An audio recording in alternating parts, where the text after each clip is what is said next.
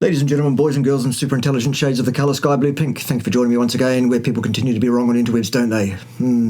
Nicholas Verhooven, once again, not for the first time. I've dealt with Nicholas Verhooven previously when he was a PhD student. Apparently now he has a fully fledged PhD. Well done, Nicholas. I'm impressed. But not really, because this video is going to show us exactly what the worth of PhDs are these days. Phew. Because Nicholas, in his PhD studies, hasn't learned any basic discipline, hasn't learned anything about the basic epistemology of science and cause and effect inference whatsoever, it seems. And he's about to prove it, aren't you, Nicholas? Off you go, Nicholas Verhooven. This is a frustrating video to make. Oh, I bet it is. But I've been meaning to make it for quite some time. So I'm plowing forward. In the end, I'm going to That's probably the only thing you're likely to be ploughing anytime soon, I would imagine. infect you with that same frustration. But Yes, indeed, frustration. I can tell you that we'll still come out the other end with actionable understanding on... Not from you, Nicholas, we won't. I've watched the first few minutes of this already to decide whether or not it's worth responding to. Yes, it is worth responding to. No, you're not going to get anything of any value, utility, robustness, correctness from Nicholas Verhooven today. One, why low carbohydrate diets raise the risk of premature death. Right, shall we all say it together then? No, not risk, Nicholas. There are no studies with the capacity to inform us, you and I, or anybody else, on their risk of death as that relates to any aspect of anything whatsoever. There are no studies extant that can support that claim. False. We're done. Really? But we'll go through your video anyway because we've started. It didn't take long, did it? What was that? 21 seconds into your video, Nicholas. Wrong. Completely, irretrievably, intractably wrong. Two, why it may not matter for many. And Dying doesn't matter? Wrong again, Nicholas. three, how to avoid it altogether while still sticking to a low-carb diet. So more cause and effect claims that Nicholas is going to make that he can't support, it seems. Excellent. Well done, Nicholas. All based on these studies, including hundreds of thousands of people. Yeah, so what? I realize that when you pair So were any of those 100,000 people, Nicholas, you or me or anybody to whom you're pasting these so-called statements about risk onto? No? Oh, we're done. You cannot cut and paste results from one population to any other population. That's not scientifically robust, justifiable. Sorry about that. Not sorry. low-carb diets raises the risk of premature death. No, they don't, though, because there is no evidence to support that claim. And it would seem incredibly unlikely, given that the exact dietary requirement for life, ongoingly, for human beings, for dietary carbohydrates, is, let's all say that together too, shall we, kiddies? Not 1 single gram ever. What is next? And why it won't matter, that's a weird combination. Yeah, But it's a weird combination, Nicholas, because the first part of it is entirely anti-scientific. It's not supported by any empirical evidence anywhere. It's a theology. And the second part is just therefore nonsensical. And it's nonsensical in its very formulation, because to suggest that dying early doesn't matter, well, it does to me. I don't want to die early. I don't really care if I die years earlier than Well, I do, Nicholas. I'm supposed to. Anyway, bear with me. I'll explain. No, I don't think you will. I think you'll try to, but you'll probably just dig your hole even deeper, son, because you're already completely above your head here. Because you've just happily espoused the ridiculous, erroneous, vacuous notion that a retrospective report on incidents can prospectively make any remotely reasonable statement about anyone else's likelihood in a completely different population going forward. That is not science, Nicholas. We're done. You're an idiot. Go back to school. Hand your PhD in until such time as you've learned the basic epistemology of science, for goodness sake. Wow. So, I analyzed 5 studies. 5 studies he analysed. Good, Nicholas, good. Some of them individual studies and 1 meta-analysis. Oh, 1 meta-analysis. Oh, a meta-analysis of what, Nicholas? We'll get to that. It's trying to find out if across hundreds of thousands of participants in these studies, there is an increased risk of dying on a low carb. Well, in those populations that were studied, under the conditions that they were studied at that time, that these reports are based upon, risk is an entirely inappropriate statement for them as well. Guess why? Because this is retrospective, Nicholas. It's a report on the incidence of death that has occurred or has not occurred in the time frame of the follow-up. So the odds for each person in that cohort is 1 to 1. They either died or they did not die. And their odds of dying or not dying are 1 or 0. Okay? Is this hard to understand? I hope not. Carbohydrate diet compared to generally a high carbohydrate. A high carbohydrate, low carbohydrate. Several problems there, Nicholas. Number one, what exactly is a low carbohydrate diet? Was there one single operational definition and level of carbohydrate intake that was uniformly adopted across your meta-analysis? Because if not, I think we've got another problem, haven't we, son? A pretty big one. Apples, pears, fruit salad, rather than comparing apples with apples. Oh dear. This is not looking good for you, Nicholas, is it? Secondly, if they did adopt a standard definition of what low carbohydrate is, and that definition was indeed appropriate, i.e. less than 50 grams total carbohydrate per day, per individual, did they measure that in 100,000 people over years and years and years, Nicholas? Meaning they observed every single thing that went into those people's mouths and made damn sure that there was nobody breaking the rules? Because, well, people have good intents. You know, just the disciplines of science, Nicholas. Okay? Is this thing confounded by the probability that covariates, collinearities, and uncontrolled degrees of freedom have messed with the outcome? Yes. These people were not controlled. Whether one dies or does not die is a rich tapestry in terms of the inputs that lead to the causality of one's death or doesn't. No one factor can be teased out as a causal factor without control. That's what science demands. And it's not me demanding it, it's science. Although I am the science, trust me, I'm safe and effective, and don't question the science, Nicholas. Even though that's exactly how you do science, for goodness sake. Diet. Now, there's plenty of definitions for what low carb and high carb are. Well, that's the problem then, isn't it, Nicholas? That's a very, very big problem. If you want to compare these studies in a synthesis that you're going to call a meta-analysis to try and impress us that it's a good study because it has the title meta-analysis, well, we've got a problem. What's a low carbohydrate diet, Nicholas? You haven't even controlled the so-called independent variable. It's free to vary. That ain't science, my son. Sorry about that.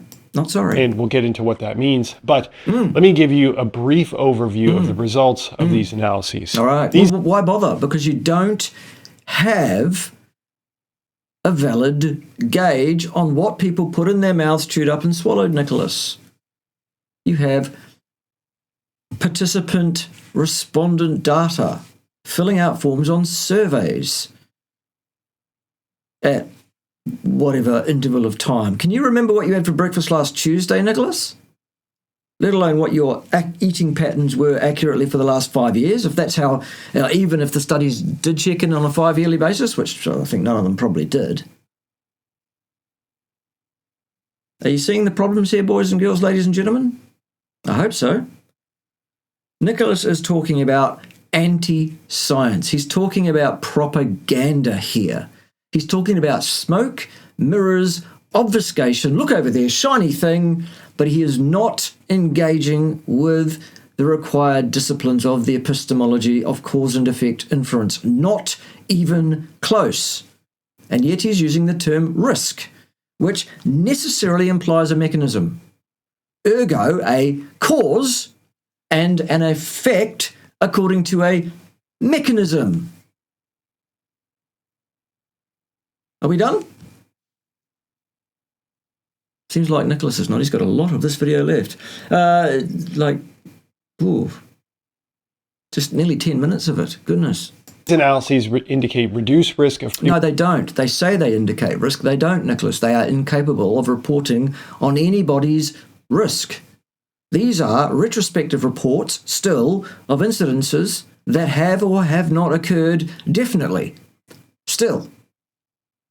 premature death when people consume a low carbohydrate diet, and What is that? Still? these indicate there is raised risk of No, they don't. Same arguments. Exactly. Cut and paste those arguments. Same again. premature death, No, Nicholas. Wrong. like we see here. No, we don't see anything to do with risk here whatsoever. There is no statement of risk here. Where we're looking at death rates. Right, so retrospective incidents in those people at that time, under the circumstances they were followed, not even controlled or observed, and nobody else under any other circumstances. We are done. Is this hard to understand? Comment underneath whether this is hard to understand, whether what I'm saying is going up some flagpoles, or whether you just, I don't know, don't get it, so that I can moderate perhaps. But I think I'm being quite clear. That's why I'm being quite clear, I think. Over time. The higher the lines go, the more death. And each line corresponds to a certain amount of carbohydrate consumption. No, it responds to what those people reported back to the investigators that they had been eating at some interval or other.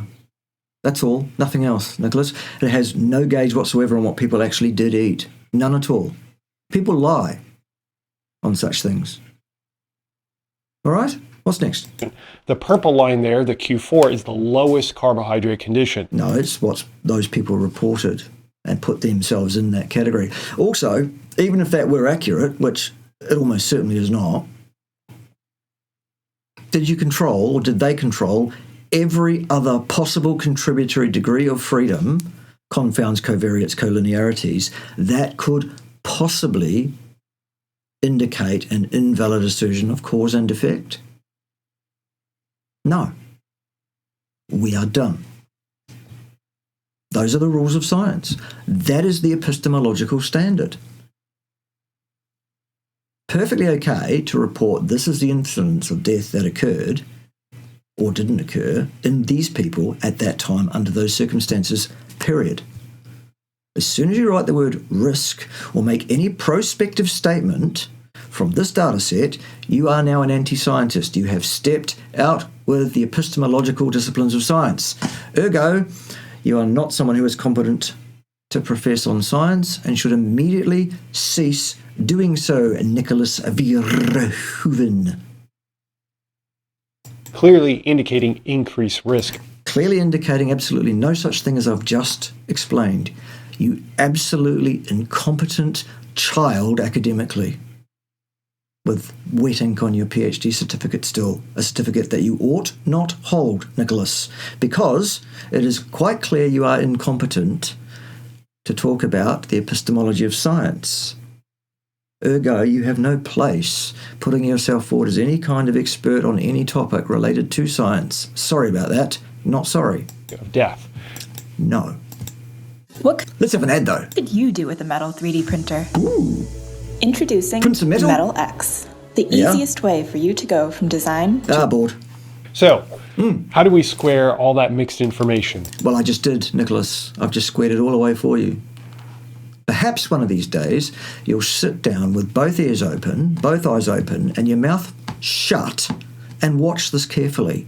You might learn something from a really quite experienced academic, actually, who really does understand the epistemology here and who really can easily tear to shreds this ridiculous nonsense. You need to do a lot better, Nicholas, and you need to learn how to do so in silence, publicly.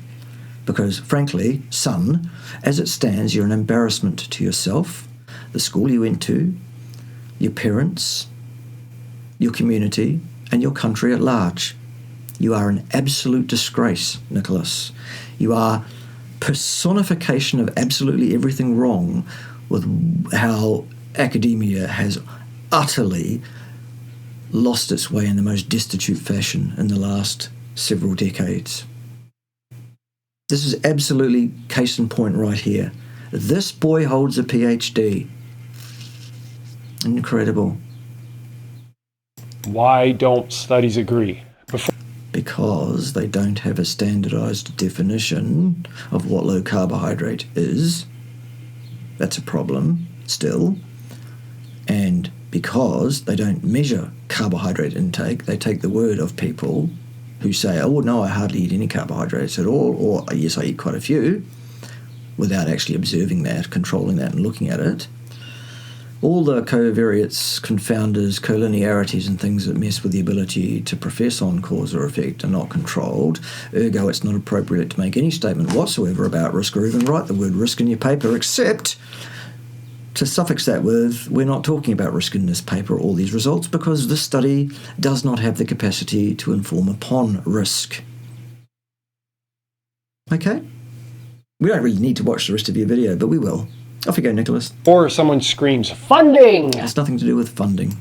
I provide all the funding and conflicts of interest information attached to this video. Yeah, whoopie-doo. Many of the studies were publicly funded with no conflicts of interest. So they say. But there's still plenty of good explanation for why these studies disagree and how we can... I've just given them, Nicholas. And it doesn't matter what they say about risk or whether they agree about risk or they don't. The fact of the matter is they can not inform on risk, not one jot, period. Okay? All of you out there who are using the word risk as that relates to so-called prospective cohort studies need to stop it.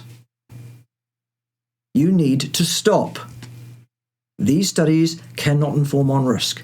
Still. Apply this information regardless. For one, a low carbohydrate diet can be healthy or unhealthy. What does that mean, Nicholas? Define healthy and unhealthy in an operational sense. And then draw any cause and effect inference between any aspect of diet whatsoever and health or dishealth. There isn't one. It does not exist anywhere in the literature. This is all a ring-fenced area of propaganda, theology, misinformation, obfuscation, smoke and mirrors, and shiny things.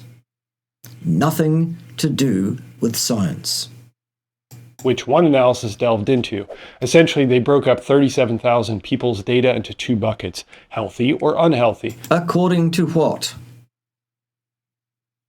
For goodness sake. We'll get into what that means momentarily. Let's do it right now, Nicholas, because this is important. When looking at people that were on a lower carbohydrate diet... Well, you mean people that reported they were? Not the same thing, Nicholas. Yes, the diet was made up of unhealthy ingredients. Such as, Nicholas? And who is it that discerns what is healthy and unhealthy ingredients? You? Certainly not, sunshine. Not in a million years. There was a consistent increase in mortality risk. However... No, there was nothing in any of the extant data that says anything about risk still. No, Nicholas, absolutely not. When the low carbohydrate diet was made up of healthy ingredients... Such as? The reverse happened. People had... No, there was still no statement of risk. None at all still. Had reduced risk. Well, there was a false statement of risk because these papers all used the word risk. It's a completely inappropriate term for authors and journals who publish these authors' works to allow. As I've explained, I think more than adequately, more than once, and including on this occasion, I think, to an absolutely unassailable standard. Try me. So this could be an easy defining feature because if studies don't make that distinction, it could mean that the data is skewed toward harm or no risk reduction. Oh my God, you really are very, very destitute, Nicholas. You absolutely do not have the first notion of what you're talking about. The first limitation of these ridiculous anti-scientific, sloppy, garbage pieces of work that you're looking at here is this. Having missed absolutely everything I've already said, your video should be finished. You should be done, Nicholas. There's nothing else to say. Here's a study that purports to be able to report on someone's risk. It can't. We're done. Let's move on. The science does not exist. Sorry about that. Not sorry. That being the case, what qualified for each bucket as healthy or unhealthy? Well, there you go. The unhealthy was qualified as high in saturated fat. Well, there's the problem, isn't it, Nicholas? There is no evidence or indication that is remotely valid extant anywhere on this planet, anywhere in the literature, that can support in any way a claim that saturated fat is unhealthy. None whatever. There are 5 major meta-analyses available on this topic in the last 15 years or so. Multi-million years of person follow-up for each one of them. Again, respondent data, so actually incapable anyway, still, but nonetheless, none of these studies found a meaningful difference in incidence rates as that relates to the intake of saturated fat as reported. At all. Only one of them reached significance, and the only reason it reached significance was because of a large sample size, nothing to do with a clinically meaningful change in incidence, Nicholas. So basically, all 5 meta-analyses agree. Saturated fat is not a nutrient of concern for human health. So the whole premise that you're labouring under here is demonstrably dismissed. As are your credentials, boy. Animal protein and Oh my God, even worse. Nicholas, what are you made out of, son? It wouldn't be animal protein, would it? Would 65% or so of your dry mass be animal protein? Which is best reconstructed from amino acids derived from animal protein, because they arrive in the right ratios and amounts and all of that kind of stuff, among other things, it seems. And you think fibre and carbohydrates being lower is unhealthy. So that's a circular insanity, thus invalidating any claim about healthiness and unhealthiness as it relates to incidence of any health outcome, doesn't it? That's a shame for you. lack of healthy carbohydrates like fiber and nutrient-dense foods, like fruits and non-starchy vegetables. Right, so absolute, utter, erroneous, arrogant, ignorant garbage. All of that, thus invalidating this entire line of logic, or anti-logic, as it turns out. That's a shame for you. Vegetables. The healthy was defined as, well, the opposite. Right, well, ridiculous then, isn't it? Absolutely, fundamentally, utterly, 180 degrees arse about face from objective reality as it presents itself to us. Those of us with more than 3 working brain cells, Nicholas. Okay? Higher in unsaturated fats. Well, that's a bad idea. Plant protein sources. Why would they be better than animal protein sources, Nicholas? They're not. You absolute imbecile. And reduced consumption of low-quality carbohydrates like added sugars and refined grains. What do all carbohydrates break down to, Nicholas, in the human body once they've been ingested? Oh, yes. The exact same molecules of sugar. There is no such thing as high or low quality carbohydrates. That is yet more anti-scientific, unsupportable theology and propaganda. The furthest thing from the mind of anyone who is remotely scientifically competent, Nicholas. Now, that might sound pretty straightforward, but... No, it just sounds absolutely, utterly, laughably ridiculous, you silly little boy. You ridiculous, arrogant Dunning-Kruger suffering buffoon. What's next? There are also analyses indicating that animal protein can lead to reduced mortality. No, see how that says lead to? Well, you said lead to. It says linked to. That's not the same thing, is it, Nicholas? Linked to might indicate an association. in which case you can report an association quite validly in science, so long as you then place a period and do not make prognostic statements about risk whatsoever. Okay? You said leads to, which is a cause and effect statement, thus once again betraying your utter incompetence, son. It really is very much seriously time for you to shut down your ridiculous channel and shut your ridiculous mouth until you have the wisdom and experience to competently educate folks online. Because currently, son, you're making an absolute fool of yourself. It's disgraceful. It's embarrassing for you, or it should be. If you had any awareness, which of course you don't because if you're Dunning-Kruger, but if you had any awareness of your incompetence, perhaps in years to come you will. We'll see. In fact, a clear illustration of that is here. A clear illustration of what, Nicholas?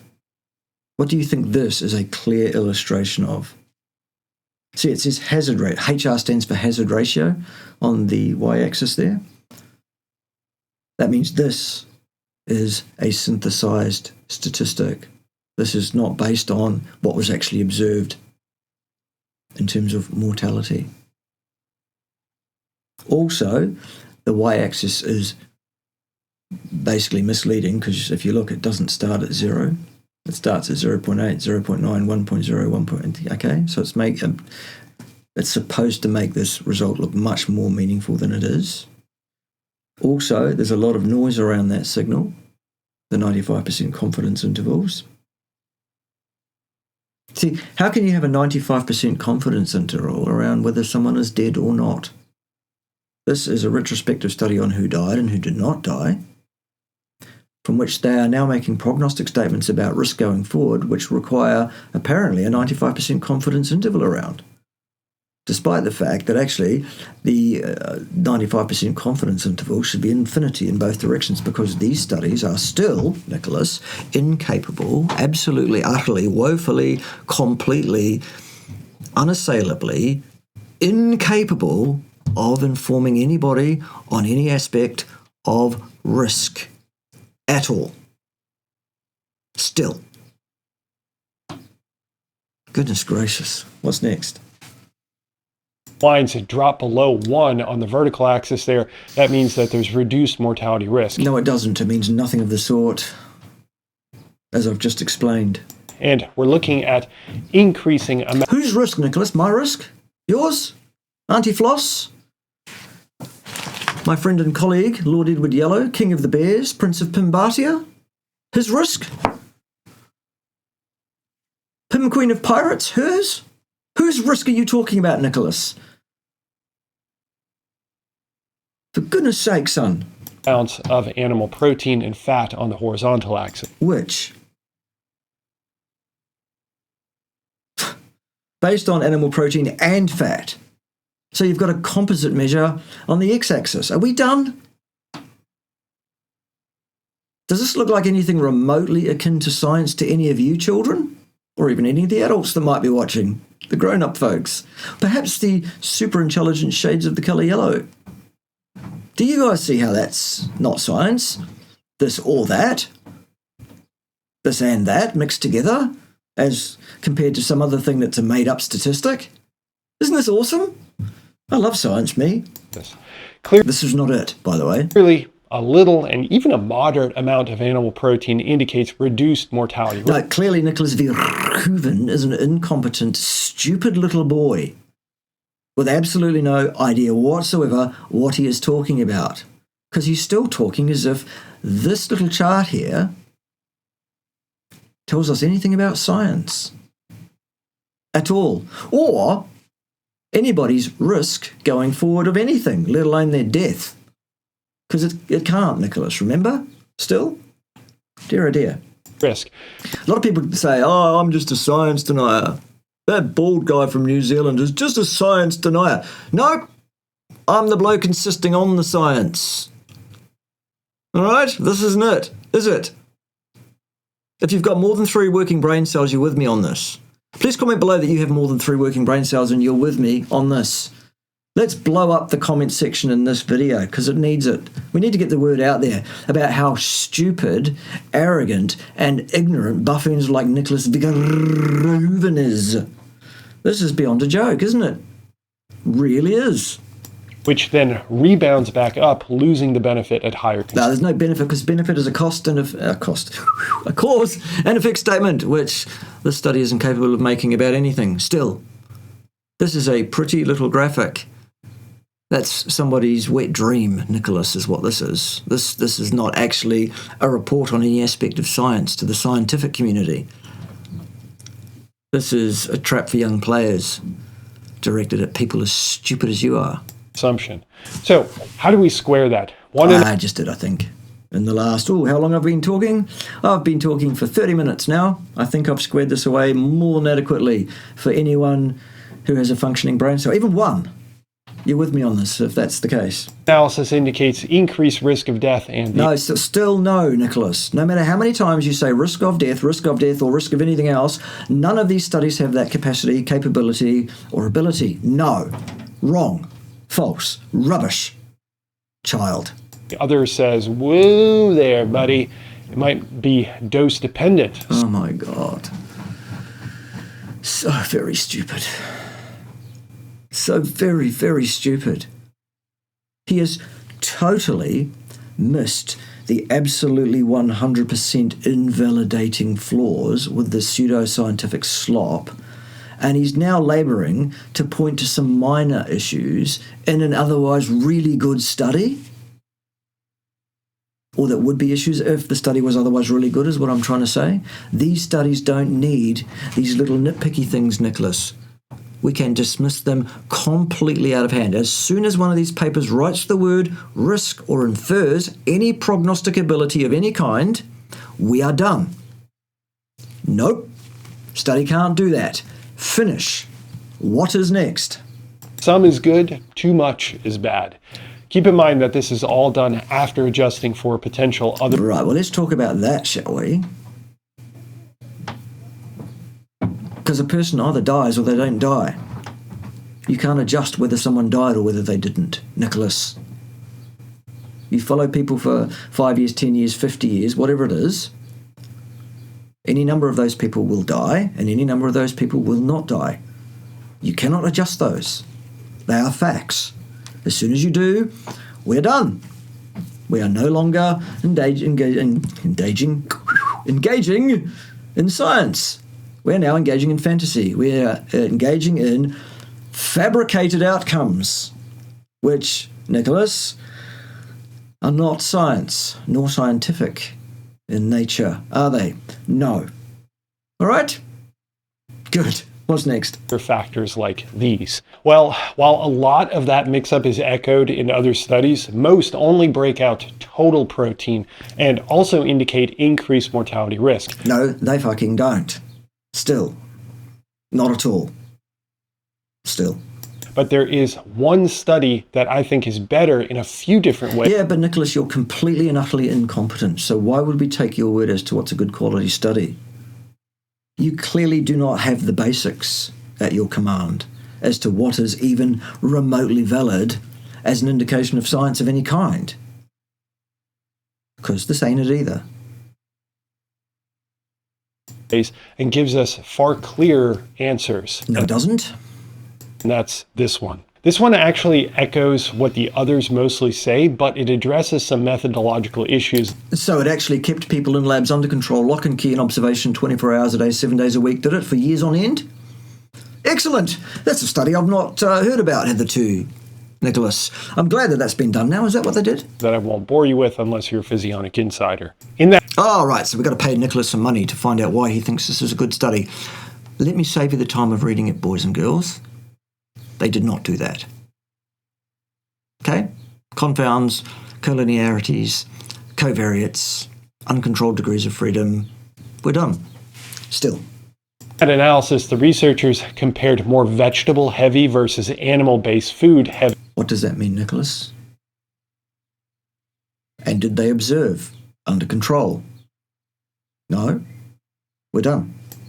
low carbohydrate diets and showed the same result, that less animal-based proteins and fat consumption but more vegetable consumption related to greater protection from mortality. No, it did not, because again, protection from mortality is yet another cause and effect inference which these studies are still, Nicholas, completely incapable of making whatsoever under any circumstances still. And secondly, it's clear you've never heard of healthy user bias. Okay? We're done with that one, because that's what is going on there, healthy user bias. Simple, obvious, plain as dog's bollocks, really. The fact that you don't understand that clearly is just yet another indictment on your absolutely destitute level of competence in science. Boy. But here's the kicker. In none of their group study did people eat no animal protein and fat. So how do you know, Nicholas? Were you there? Did you observe them? No?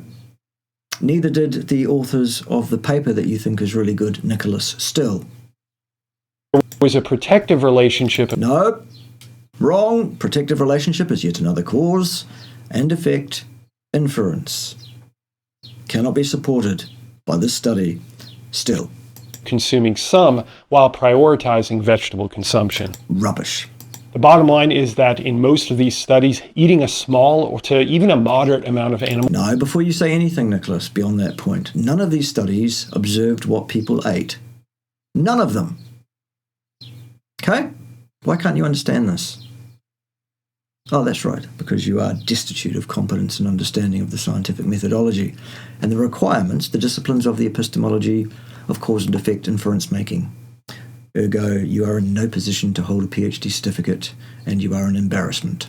Protein and fats on a lower carbohydrate diet was related to reduced mortality risk. No, it's still rubbish, Nicholas. Doesn't matter how many times you say these nonsensical, garbage, ridiculous statements, it will not make them valid.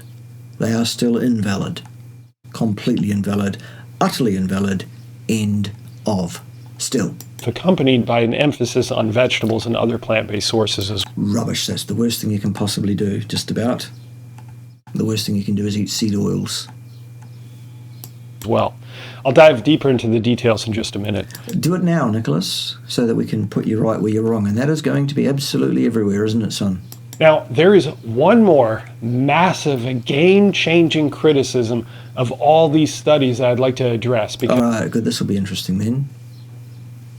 I.e., they are all utterly invalid because they claim to be able to make prospective statements about risk when, by their very design, they are incapable of so doing. That's what we need to say. If that's not what you're going to say next, Nicholas, you still need to repeat the course.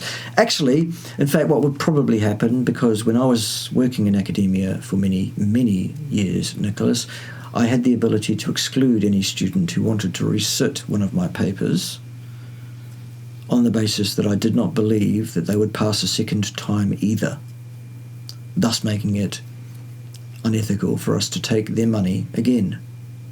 You would be excluded, Nicholas, because you are patently too stupid to get this. Patently. because it will change your perspective on how to think. You are unlikely to change my perspective on anything, son.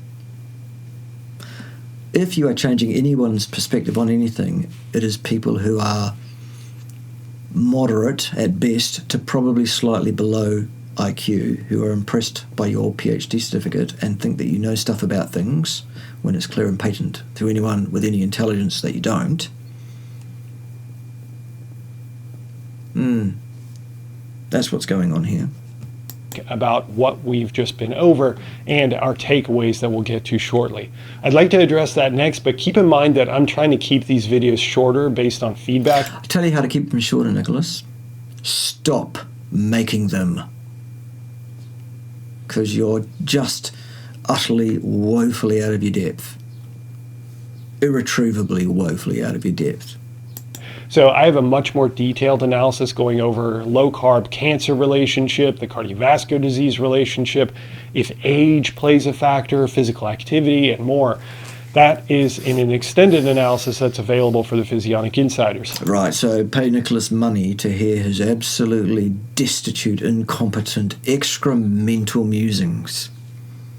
Or, for about the cost of 2 cups of coffee a month, you could join my Patreon, where you'll learn how to actually think the way I think and dismiss this nonsense from idiots like Nicholas here in the way I do, without perhaps quite the same level of abrasiveness and angst. It's not required. I just do that for fun, really. It's actually a bit of an act, if you didn't know. Nonetheless, what I'm saying is fundamentally, unassailably correct, in fact. And that's really inconvenient for those that don't like the way I say it, because it doesn't change the fact that I'm unassailably correct. It doesn't matter that you don't like the way I do it. Sorry about that, boys and girls. Along with an accompanying article and all these lovely perks right here, like a regular podcast with actionable takeaways, live sessions with me and the rest of the inside. Yeah, there's no value in any of that, because this is an incompetent, destitute, stupid little boy who doesn't know anything about science, clearly. Community and more. If you're interested, the link to join is in the description box. Now, let's get back to your regularly scheduled programming. It's Cyber Weekends, that means free shipping on most of our amazing products, from swimming pools to power tools to You know how we've been going on about low carbohydrate studies? Yeah, you have, Nicholas. I mean, you see the titles, right? Yeah. The thing is, none of these analyses are... Why are you out of breath, Nicholas? Just stood there presenting, by the way. What's up with that? Low carbohydrate diets like you're probably thinking of them. For example, this analysis, the lowest carbohydrate group is 46% of their nutrition was carbohydrates. Right. Well, there's a couple of problems there, isn't there? Number one, that's not remotely low carbohydrate, as I was saying earlier. So why didn't you bring that up at the very beginning of the video, Nicholas, as an absolutely invalidating statement on low carbohydrate diets? Right there. Even if this was an experimental cause and effect study, which it still isn't. Why do we have to wait 6 minutes and 35 seconds into your video for you to actually come up with that?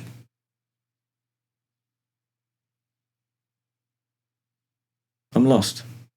It's because I'm so easily confused, Nicholas. I wish I wasn't so stupid. Some analyses went lower than that, but none get close to what most people in the low-carb community would consider low carbohydrate. Right. In fact, even in this study that used the word ketogenic diet, the most suitable low carbohydrate diet. According to whom, Nicholas? On the basis of what? No? Okay. Seems to have included as much as 100 grams of carbohydrates. Right, so absolutely ridiculous, isn't it? By my admittedly rough calculations. By your admittedly incompetent calculations. Okay. Now, I don't know about you, but that ain't no ketogenic diet on any planet that I've inhabited, and I've inhabited... That's some good English. ...many. To be honest, either Don't think so. the messaging needs to change, like this study title, which uses the word lower rather than low, which is a relative term, and... See, scientists communicate empirically. We litigate phenomena empirically. That means with numbers. We don't use words like low or lower as a descriptor of what's being done. If I was going to do a study on 50 grams a day or lower carbohydrate diets, that would be in the title of the paper. Effect of, or association between, depending what kind of study I was doing, a 50 grams a day or lower carbohydrate diet on outcome variable Y, whatever that is. See how that doesn't do this? Bad. Naughty authors. Very poor editorship. Clearly a very poor journal. Correct? Or the researchers just need to get a lot more granular with their data. That, of course, assumes that we have long-term data and people consuming less than 20 or 10 or 5%. We don't have any long-term data on anybody consuming anything, Nicholas. Remember, because that would require researchers to lock people in labs and keep them under observation so that they did eat what they were given and nothing else that they got from anybody else. And It's just basic, 101 science, Nicholas. No, there's no data on what people ate. Only on what they say they ate. Still. And of their nutrition from carbohydrates, I really don't know. Nutrition from carbohydrates, Nicholas, is an oxymoron. Unlike yourself, where we can drop the term oxy. I would also like to point out that all these studies often compare against higher carbohydrate diets of varying quality. According to whom, on the basis of what, Nicholas? Because you've already shown yourself to be complicit with the problem and not the solution in terms of the false narrative out there about what is and what is not healthy nutritionally. Remember? Not that long ago. Comparison matters because the relationship with mortality will hinge on what you're comparing against. Another great example is when these lower carbohydrate diets indicate some animal proteins and fats track with a reduced mortality risk. No, they don't still, Nicholas. Doesn't matter how many times you say the word risk in this video or outside of this video, at any time, anywhere, there are no studies that can inform upon it. Still. None. Absolutely none, not one. Still. Lower carbohydrate diets, yet that's compared against groups consuming more of these animal proteins and fats. So no, all of these studies compare people who say they ate X, Y, and Z with people who say they ate X1, Y1, and Z1. People tell lies, remember, Nicholas? Still. What would happen when comparing the... Not even lies. People just cannot accurately remember things. Again, remember I challenged you, tell me what you had for breakfast last Tuesday. Could you do it, Nicholas? Let alone could you give me an accurate picture of your intakes nutritionally for the last 5 years or 10 years? Or even for the last month? Nope. Lowest group in these studies to, vegans or vegetarians. I don't think that we'll get those answers because... where are you going to find enough people who are mostly or fully plant-based who are also using a low-carbohydrate diet? I don't think that the odds are looking too good. That's right, and neither are they looking too good, it seems, for the vegans and vegetarians anyway.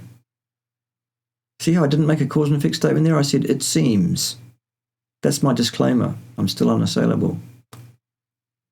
The overall point I'm making is that even though there's a lot of data here, No, there isn't. Not at all. There's a lot of slop. There's a lot of excremental, pustulous discharge from some deeply anti-scientific cretins that you, Nicholas, do not have the sophistication to see through. Wake up and smell the pustulous excrement, son.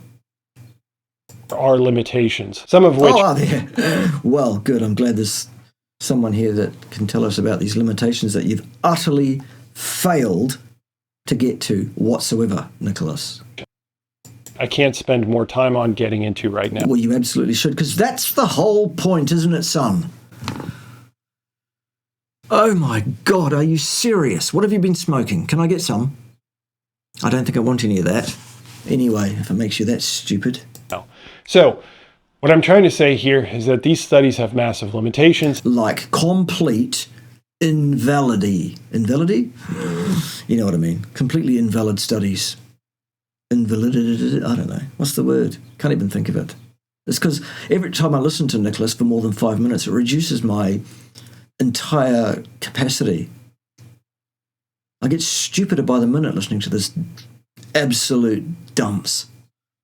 Even so, we can learn a few things that will have significant influence on how we adopt a healthy low-carb diet. Yes, if you understand that none of these studies can inform us in any way on what's likely to predispose us to the best health span and lifespan. They are all absolutely incapable of so doing. They are utter stocking fillers. All of them. All they do is feather the nests of the people that wrote them. That's it. They are no indication of any validity or utility to anybody of anything at all still. Here's the bottom line.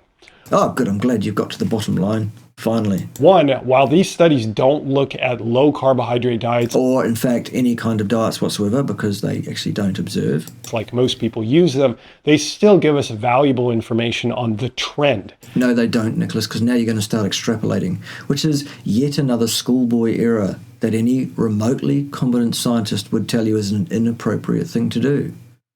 You can only comment on the data you have. And as regards risk, we have no data, none at all. As regards incidence, we have some, but only if you disclaim it as, in these people that we looked at in this study, at that time, under those circumstances, period. See how that works? No, you clearly don't. As in, if you reduce your carbohydrate consumption, how should you go about doing that? You shouldn't do that on the basis of anything in these studies. You should reduce your carbohydrate consumption because it seems that they are quite contraindicated in many ways, based on actually competent assessment of the objective reality in which we find ourselves and comprehension of the fact that the science is not there. We cannot lean on science to help us here because it does not exist in this field. It's a fantasy. You've been had, Nicholas. Two, even if point one is true, we can't say any of this definitively applies to people on a true ketogenic diet because these individuals tend to have a different physiological state that deserves its own study. Number three. So now you're saying that findings in one group of individuals should not be imposed or cut and paste upon the likelihood of outcomes in another group of people. So why did you not do the same thing when you took any population of people who have been assessed retrospectively over any period of time to any other group of people prospectively going forward? Why did you not do that, Nicholas? Because it's the same problem, isn't it? Goodness gracious. Those 2 points stated, a lower carbohydrate diet can either raise mortality risk or reduce No, it can't inform on either of those things whatsoever still. Remember? it. It depends on Your memory is very, very short, Nicholas, clearly. As is everything really about your tenure as a scientist. Very, very short. In fact, it's finished, frankly. You're done. You've made a fool of yourself, an absolute fool of yourself here. It really is very, very seriously time for you to stop. the quality of that lower carbohydrate diet. According to whom, on the basis of what? So let's discuss that next. Oh, I thought you already had discussed it and got it completely wrong. Completely, absolutely, 180 degrees arse about face, totally wrong, Nicholas. Incompetence from you, again. So now you're going to repeat the same incompetence, are you? 4, you can choose to do one of two things. Ignore all the data here and dismiss it as just not applicable to And that's what you should do. a true low carbohydrate diet. That's what you should do.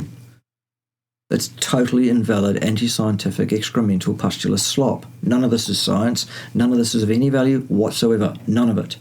Still. Apart from possibly a ketogenic diet, I don't think that's reasonable. Don't care what you think, Nicholas. You are absolutely destitute of competence to profess on any aspect of science patently. You are done. You are finished here. You silly boy.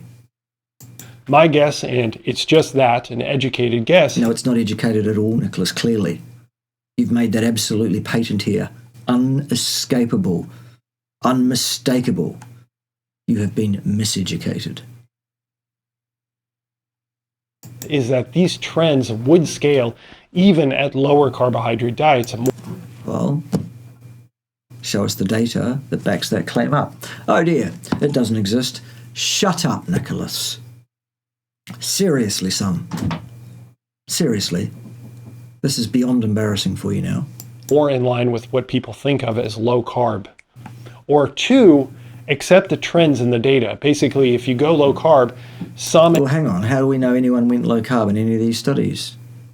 And haven't we just decided that none of these studies looked at low carb? Oh my God. Animal-based food is fine. The best analyses that I went over indicated around 12% of calories from animal protein. Calories, you say? If you ever wanted to make it ever clearer that you absolutely have no grasp on first principles or basic physics even, there it is. Calories, you say? Oh. No, Nicholas.